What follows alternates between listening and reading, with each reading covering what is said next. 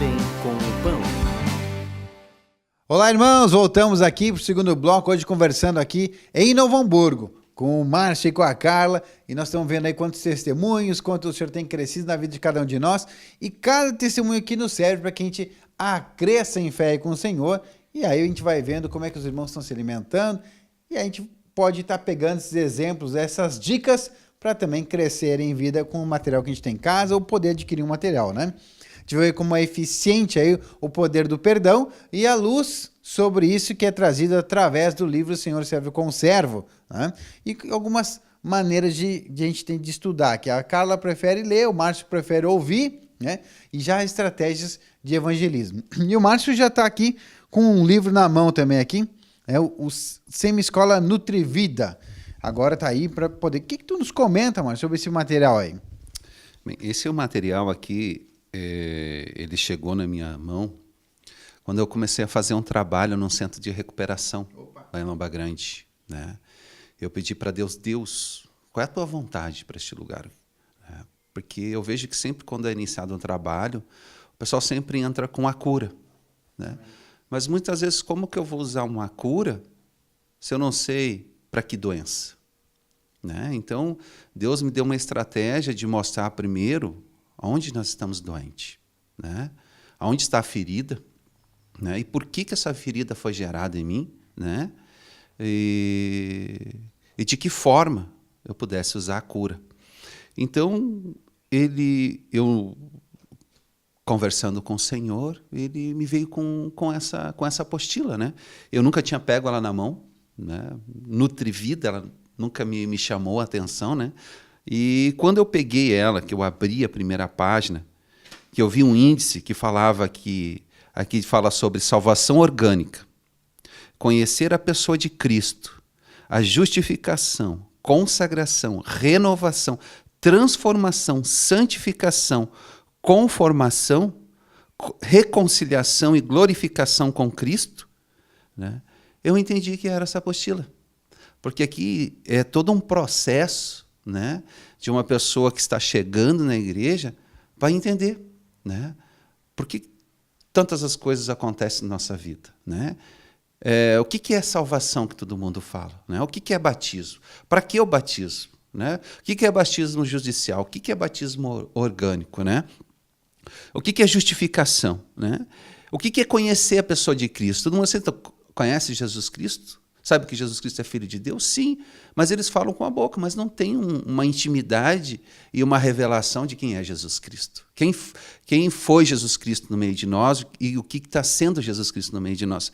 Então eu vi que este povo que estava nesse centro de recuperação, né, que eles chegam lá totalmente destruídos e abalados, né, pela sociedade, né, chegam lá com rejeição, chegam lá sem esperança, amargurados, né, cheio de problemas, cheio de dificuldades e cheio de medo, né? E eu precisava de algo que eu pudesse transformar, né, a sua vida, aquele momento que ela está, né? Transformar suas ideias, seu coração, a sua realidade. E para mim começar um trabalho de cura, né? Então foi este livro que eu iniciei, né? Foi uma benção. Eu vou te dizer que lá no centro de recuperação eram 23 pessoas, né? E o que acontecia lá nesse centro de recuperação, irmãos?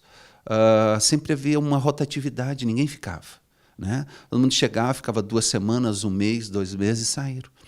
Mas quando eu comecei essa apostila, essa semi-escola lá, daquele povo que estava lá, a mais da metade deles progrediu, né? Se manteram firmes 9 meses, entenderam o propósito divino e espiritual sobre a vida deles, sobre Cristo sobre a vida deles, né? E foi uma benção esse livro, né? Então é um livro que eu indico muito, né, para aquele povo que está apacentando, que está recebendo novas pessoas aí nos seus grupos familiares, na sua igreja, né, de começarem com este livro. Né? Porque aqui tem toda uma explicação de como funciona o reino de Deus, né? Para depois, sim, partir para uma cura. Porque daí a pessoa já está preparada, já sabe para que usar aquela que nós falamos que é um remédio espiritual, né? De uma forma certa e correta. Amém? Então tá aí a dica, começar com o material aí Nutrivida, né? Para eu poder estar aí experienciando um pouquinho mais do material aí com você, né? E a irmã, o que compartilha com a gente, irmã? E algum outro material que tu sente de compartilhar, de trazer para o povo que está aí nesse momento compartilhando com a gente aí, né? Amém. Tem 2 materiais, né, irmão, que eu queria indicar para os irmãos, que seria o Pânico na Areia e o Bem Imitação da Vida. Esses 2, eles são, o Márcio me auxiliou aqui, eles são como se fosse um casadinho, né? Os 2 juntos para o Senhor realmente poder fazer a obra, né? Então, eu iniciei com o Bem Imitação da Vida, né? E aqui, Deus trabalhou muito em mim em questão do ego, né? Da árvore do bem, do ser uma pessoa boa, de fazer coisas boas, de agir de forma correta, mas utilizando não da vida, mas sim da árvore do bem, a questão de manipular, a questão de tu sempre querer agradar a homens, né? E aqui Deus me abriu assim mais o entendimento, né, a mente em questão da árvore da vida e do bem e do mal. E eu lendo esse livro, só que não é um livro assim, ele é grossinho, né? Não é um livro que tu vai ler assim, mesmo que se tu pegue mesmo, vai ler em uma semana ou não. Ele é um livro em que existe uma extrema necessidade de meditação mesmo dele. Porque tu pega um capítulo, às vezes tu fica quase 2, 3 dias meditando em cima. E não é uma coisa assim, eu vou sair com... Não, porque eu compartilhei com vários irmãos, né, que leram, que começaram a ler eles, mas eu não consigo sair da primeira, do segundo capítulo, né? Porque é necessário. É algo extremamente, assim, espiritual mesmo, sabe? Tu tem que ficar ali meditando, tem que ficar ruminando aquilo ali. É uma coisa, assim, que Deus quer esse tempo para que a gente venha realmente, né? Como é que eu vou dizer, fragrar, né, esse bem que existe em nós, né? E aí, depois que eu terminei ele, depois de alguns meses, lendo, né, eu dizia, mas como eu não vou terminar nunca esse livro, né? Mas foi muito importante. Eu comecei a ler, senti, depois de 1 ano e pouco correndo desse livro, né, que o Senhor já tinha me mostrado, aí mostrou de novo, né, que eu deveria ler ele. O Pânico na Areia. Pânico na Areia. E eu digo assim, por que é um casadinho, vamos dizer? Porque o Bem Imitação da Vida, ele fala, né, sobre o ego, sobre o ser boa, o ser usar da manipulação, né, nessa atitude de ser boa. E o Pânico na Areia, ele vem desmascarar esse espírito que age, né? E me mostrou muito, assim, até tem aqui nos primeiros capítulos, né? Ele diz assim... tem alguns itens que tu deve saber, né, fazer para ver se tu é atacado por esse espírito de Jezabel ou não. Aí foi o primeiro item, Como assim? Foi o segundo item. Aí chegou lá no final e disse, nossa, tem que orar muito, jejuar muito, né? Porque não é uma questão assim, vamos dizer... como muitos falam, né, no legalismo, de que a mulher fica manipulando o marido. Não, é uma questão espiritual. É a questão do corpo de Cristo, é a questão de tu julgar o teu irmão, de tu não aceitar, porque o Senhor diz, né, que aquele que vê o seu irmão, né, que veja maior do que isso, melhor do que nós mesmos, né? E ali explica isso muito bem, porque tu olhar para o outro e saber que essa pessoa, né, se Deus trouxe, foi Ele que escolheu, é Ele que está trabalhando, é Ele que está fazendo. E todas as situações para que o corpo de Cristo venha crescer, né, unidos. Então, é muito interessante, é muito bom. E depois do Pânico na Areia, o Senhor me fez voltar para o Bem Imitação da Vida. Por quê? Porque é necessário, de novo, uma meditação em cima. É um livro riquíssimo mesmo, né, que fala sobre essa árvore da vida, porque o Senhor não quer mais uma imitação né? Ele quer a realidade, ele quer o novo homem aparecer, que é o Cristo, né? E eu estou lendo, continuando nele, né? E realmente, assim, Deus abre um entendimento muito bom, porque quando tu vai começar a conversar com alguém, diz, não, mas eu não posso agir a árvore do bem. Eu tenho que orar, eu tenho que ver, né, o que o Senhor quer fazer na vida dessa pessoa, o que o Senhor quer fazer na minha vida, né? Se o Senhor quer me quebrar, que Ele me quebre, que o Senhor quer me dar experiências, que Ele me dê, mas que eu tenha um crescimento e que eu veja, né, que fragre esse ego, né, que existe dentro de nós, que é muito forte. Porque no momento que eu não consigo perdoar alguém, é porque o meu ego, o meu orgulho é muito grande. Né? E isso o Senhor tem que abater isso, mas como é que Ele vai fazer isso? Através de nós fragrarmos esse inimigo dentro de nós e não deixarmos eles agir, né? E procurar sempre o sentido da vida, que é Cristo. Amém? Que beleza! E Carla, tu falou assim que a gente sempre tem aquela impressão também, né? Da questão é a mulher querendo manipular o marido. Mas geralmente também um espírito que ataca muito da manipulação sobre a autoridade, né? Então, de repente, você está aí, tem um encargo, está debaixo de uma autoridade. Tu imagina a gente debaixo da autoridade, dentro da igreja, né?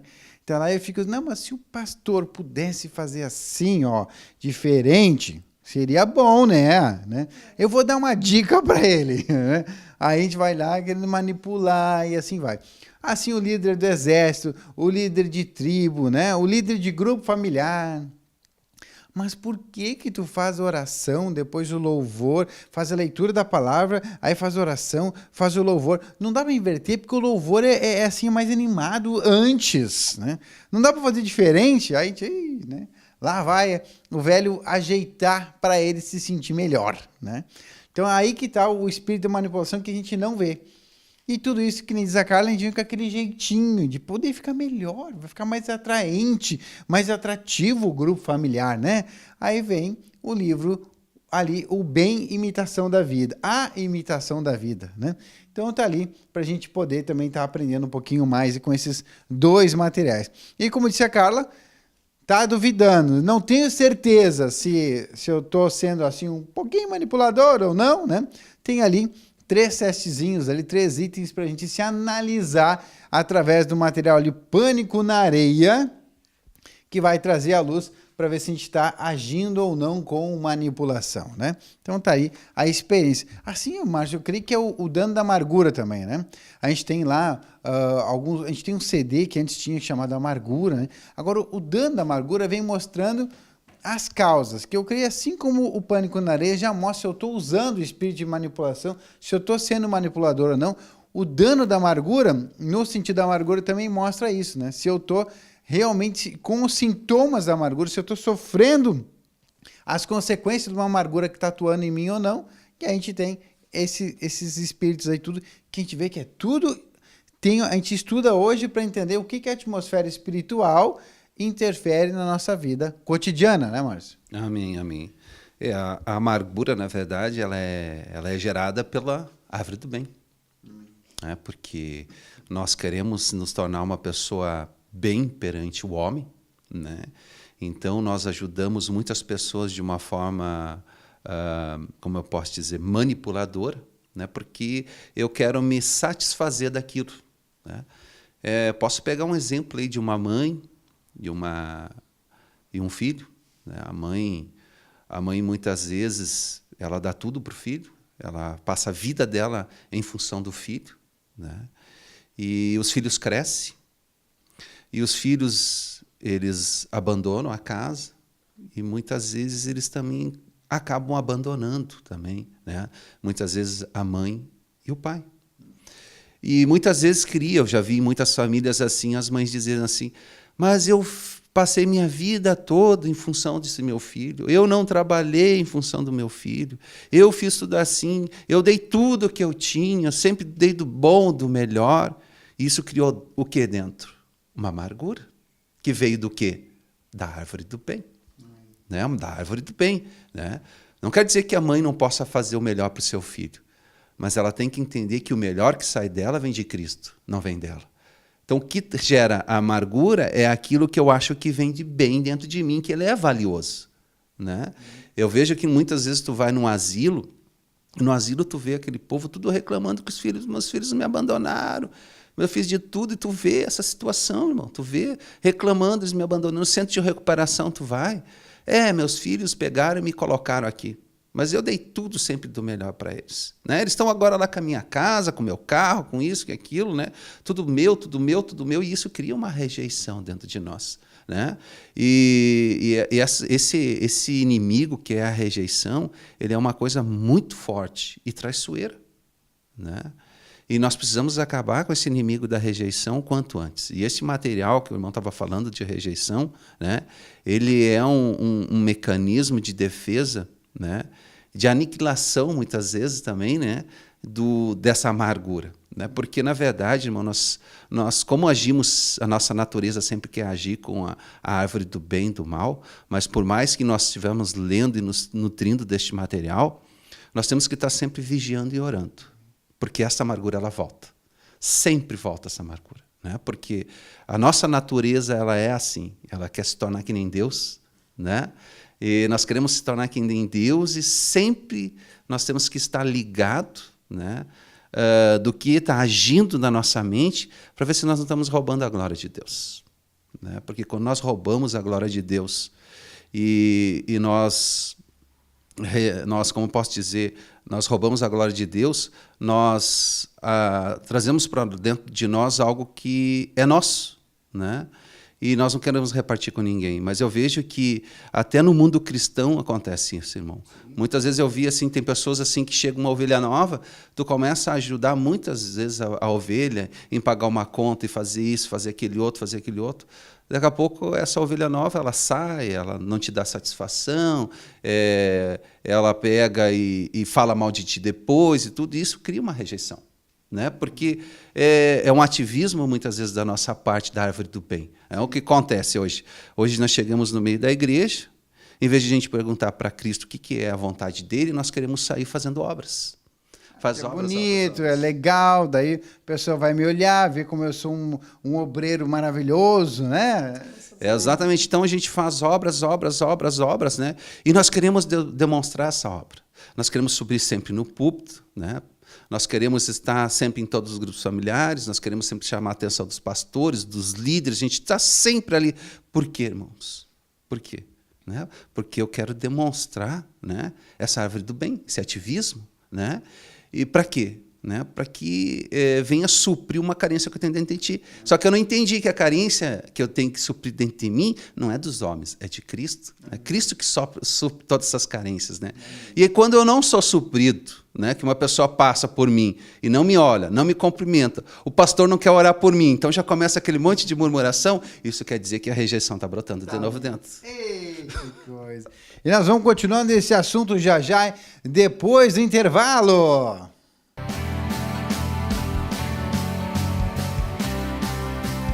De bem com o pão.